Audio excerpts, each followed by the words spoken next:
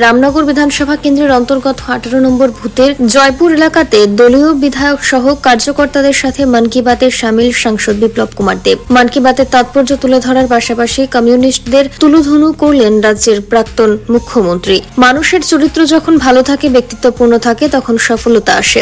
কমিউনিস্টদের চরিত্র কখনো ভালো ছিল না, ব্যক্তিত্বপূর্ণ ছিল না। কমিউনিস্টরা কখনো ভালো চরিত্রের রূপরেখা তৈরি করতে পারেনি। রামনগর বিধানসভা কেন্দ্রের অন্তর্গত 18 নম্বর বুথ এলাকাতে প্রধানমন্ত্রী নরেন্দ্র মোদীর মন কি বাত পর্বে সামিল থেকে এভাবেই কথাগুলো বলেছিলেন রাজ্যের প্রাক্তন মুখ্যমন্ত্রী সাংসদ বিপ্লব কুমার দেব।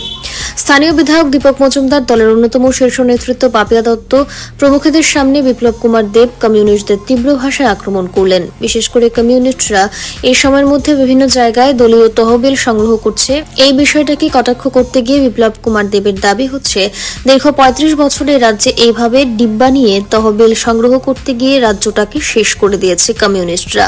সার্বিকভাবে আজকের এই কর্মসূচিতে কমিউনিস্টদের বিরুদ্ধে একের পর এক আক্রমণ করার পাশাপাশি প্রধানমন্ত্রীর মন কি বাত অনুষ্ঠান আক্ষরিক অর্থে জাতি গঠনে এবং দেশ গঠনে ইতিবাচক বলে অভিমত প্রকাশ করলেন রাজ্যের প্রাক্তন মুখ্যমন্ত্রী। এছাড়াও দীপক মজুমদার সহ অন্যান্য বক্তারা এই সময়ের মধ্যে মন কি বাতের প্রাসঙ্গিকতা তুলে ধরেন আয়োজন থেকে।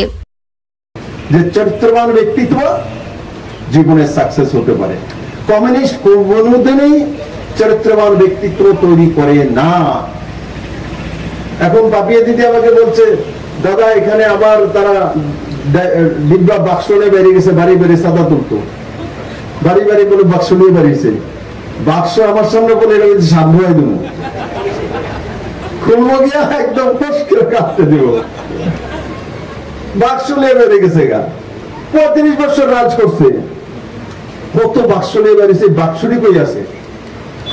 35টা বছর যারা রাজ করেছে, 35 ইয়ার্স এত বাক্স নিয়ে ঘুরেছে। ত্রিপুরা মানুষের কি হয়েছে, কি কাজটা করেছে? আজকে মানুষ বলে ত্রিপুরাতে রাস্তাঘাট খারাপ হয়ে গেছে। আগে রাস্তাঘাট ছিল, আগে ন্যাশনাল হাইওয়ে কটা ছিল? আজকে ত্রিপুরাতে 22,000 কোটি টাকার ন্যাশনাল হাইওয়ে তৈরি হয়েছে, তার মধ্যে অনেক রোড খারাপ হয়ে গেছে। তৈরি হওয়াতে খারাপ হয়েছে, কিন্তু তার সমাধানও কে বের করছে?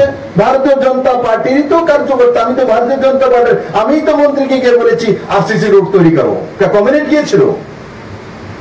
আমি বলছি সিমেন্টের রোড তৈরি করো, কারণ ত্রিপুরাতে বৃষ্টি হয়। ব্যুরো রিপোর্ট, অবিরাম 24x7।